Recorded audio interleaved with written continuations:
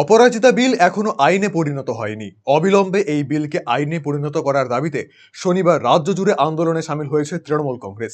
এই ইস্যুকে সামনে রেখে উত্তর দিনাজপুর জেলার হেমতাবাদে প্রতিবাদ মিছিল করে ব্লক মহিলা তৃণমূল কংগ্রেস। দলীয় কার্যালয় থেকে এই মিছিল শুরু হয়।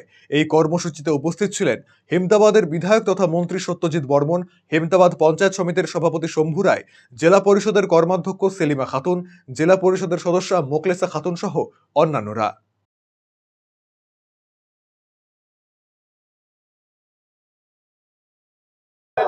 আজকে মূলত কর্মসূচি ছিল আমাদের রাজ্য তৃণমূল কংগ্রেসের নির্দেশে যে দুদিনের কর্মসূচি দিয়েছিল, আজকে তা মিছিল ছিল আর কালকে ধর্ণা কর্মসূচি আছে। তো মূলত কারণ হচ্ছে যে মহিলা, শিশু, নারীদের সুরক্ষা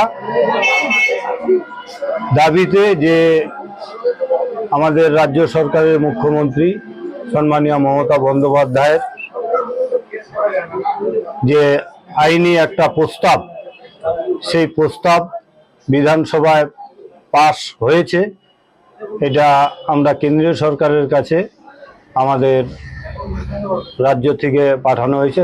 কেন্দ্রীয় সরকার যতক্ষণ না এই প্রস্তাব গ্রহণ করছে এবং আইনি পদক্ষেপ নিচ্ছে, ততক্ষণ পর্যন্ত আমাদের এই আন্দোলন আগামী দিনেও চলবে। আগামী কালকেও আমাদের ধর্ণা কর্মসূচি আছে এবং এই আন্দোলন যতক্ষণ না হচ্ছে কেন্দ্রীয় সরকার মেনে নিচ্ছে, এটা আইনি সরকারি স্বীকৃতি দিচ্ছে, ততক্ষণ এই আন্দোলন আমাদের চলবে।